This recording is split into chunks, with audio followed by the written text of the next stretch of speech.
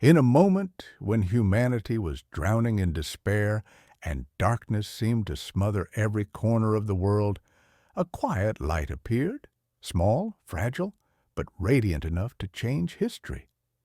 It was not the light of power or empire, it was the light of a newborn child, laid in a humble manger in Bethlehem, a place where kings would never walk, yet heaven chose it as the cradle of hope for mankind. This was the first breath of Jesus Christ on earth, a beginning so humble it could have been lost to the night, yet strong enough to open a new era. Mary, the young mother, looked at her child with both joy and trembling. She knew this child was unlike any other. Signs and prophecies had spoken of a Messiah, a Savior. But as Jesus lay in her arms, he looked no different from any other infant, small, helpless, and peaceful. And yet, in his eyes there was a depth, a stillness like the night sky, the kind of stillness only infinite love could bring. Growing up in Nazareth, Jesus lived the life of a simple carpenter's son. He worked beside Joseph, helped Mary in daily chores, and lived among the poor, the forgotten, and the weary. But something about him always stood out. He carried a quiet gentleness without weakness, a peace without silence, an understanding that needed no explanation. Being near him felt like standing near a warm flame, ordinary yet holy. At age 12, Jesus astonished scholars at the temple in Jerusalem. He spoke with wisdom far beyond his years, and even the learned teachers were struck silent. But Jesus simply returned home, waiting for the destined time. At age 30, the divine call came. Jesus went to the Jordan River, where John was baptizing crowds. When John saw him, he trembled and declared that he was unworthy even to untie Jesus' sandals. But Jesus insisted, and when he emerged from the water, the heavens opened, and a voice proclaimed, "This is my beloved Son." From that moment, Jesus' mission began. He traveled from villages to cities, from mountains to shores, offering hope to the sick, the poor, the despised, the sinners, and the broken-hearted. He healed the blind, the lame, the lepers. But his greatest miracle was not physical healing. It was the transformation of the human heart. The greedy became generous, the hateful learned forgiveness, and the hopeless found light again. Jesus sat with tax collectors and prostitutes, not to judge, but to restore them. To the outcast he said, "You are loved." His presence softened even the hardest hearts. But such love frightened those in power. The religious leaders saw their influence slipping. Jesus did not seek thrones or armies, yet his compassion was more powerful than any rule or sword. His words were a revolution. Darkness began to whisper around him, and the path to the cross slowly unfolded. Jesus' influence grew. Hearts awakened across the land.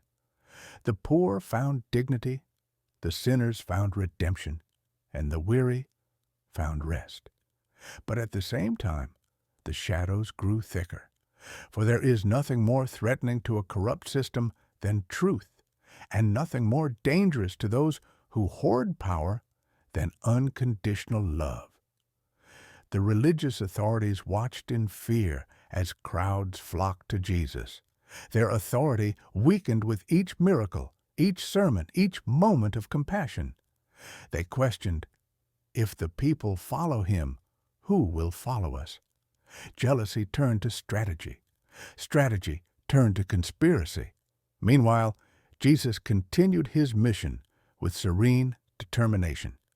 He had no army, no wealth, no throne, yet he touched souls with ease. When he entered the home of a despised tax collector, the crowd gasped. But Jesus said, "Today, salvation has come to this house." And the man, moved beyond words, vowed to restore all he had taken. The true miracle was transformation, On the hills of Galilee, thousands gathered to hear his teaching. Jesus proclaimed blessings for the meek, the merciful, the peacemakers, words that challenged a world built on violence and pride. But not everyone understood. The rebels wanted a warrior king. The elite wanted submission. All wanted control. Jesus offered none. To them Jesus said, "My kingdom is not of this world." Among the disciples, Judas struggled the most. He wanted a political liberator, not a spiritual savior. Conflicted, disappointed, and pressured by fear, Judas began to crack. Doubt whispered into his heart, twisting his expectations into betrayal. In the shadows of a lamp-lit night, Judas met with the priests. "If I hand him over, what will you give me?" 30 pieces of silver. A sound so small, yet loud enough to echo across history. Jesus knew. He loved Judas anyway. At the Last Supper, Jesus said, "One of you will betray me." Hearts froze. Yet he still broke bread, still offered love, still washed their feet. No one understood that he was preparing to walk into humanity's darkest night. The Garden of Gethsemane lay silent under the moonlight. The olive trees, ancient and heavy, stood like solemn witnesses. Jesus walked deeper into the garden, carrying a burden too heavy for any human, and yet he carried it for all. He knelt, trembling. Only loneliness surrounded him. No miracle eased his pain. "Father, if it is possible, let this cup pass from me. Yet not my will, but yours be done." It was not the prayer of a distant deity, but of a man tasting the deepest human fear. Jesus felt every emotion, fear, isolation, anguish, yet still chose love. Then footsteps, torchlight. Judas approached. His kiss, soft yet devastating, marked the moment that tore at the fabric of time. Jesus looked at him with eyes full of forgiveness even before betrayal had completed its course. The soldiers seized Jesus.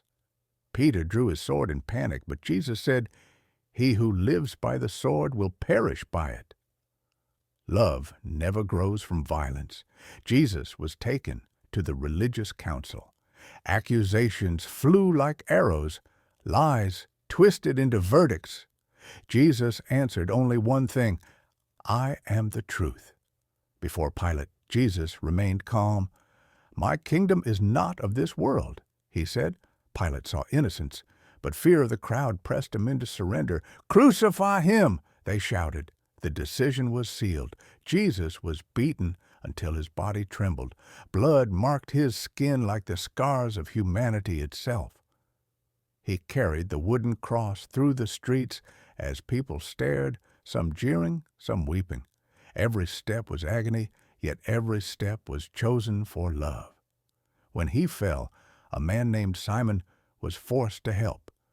In touching the cross, Simon felt the weight not only of wood, but of salvation. At Golgotha, Jesus was nailed to the cross. With the sky darkening above him, he whispered the impossible. "Father, forgive them, for they know not what they do." Next to him, a dying thief pleaded, "Remember me?" Jesus replied, "Today you will be with me in paradise." At the 9th hour, with the earth trembling, he said, "It is finished." Jesus' lifeless body was taken down and placed in Mary's arms. Her silent grief carried the weight of the world. He was laid in a new tomb, sealed by a stone, guarded by soldiers. For the disciples, all seemed lost, but the light never dies. On the third morning, Mary Magdalene found the tomb open. The stone was rolled away, the body gone. She wept, believing someone had taken him, until a gentle voice called, "Mary." She turned.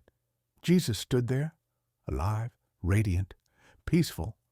"Go and tell my brothers," he said. Jesus appeared to his disciples, bringing peace to their fear-filled hearts. He showed his wounds. He restored Peter with 3 questions of love. He invited Thomas to touch his side and said, Blessed are those who have not seen and yet believe. 40 days later, Jesus ascended into heaven. His last words, "Go into all the world and proclaim the good news." From that moment, his light lived not in a single place, but in every heart willing to love. The disciples, once afraid, became messengers of courage. They faced prison, persecution, and death, yet never wavered, because they had seen the ultimate truth. Love is stronger than death. For more than 2,000 years, Jesus' story continues to transform the world. He came not in power, but in humility, not to condemn, but to save, not to destroy, but to heal. His kingdom is built not on thrones, but on hearts, and his greatest miracle remains the same. The light of his love has never gone out and never will.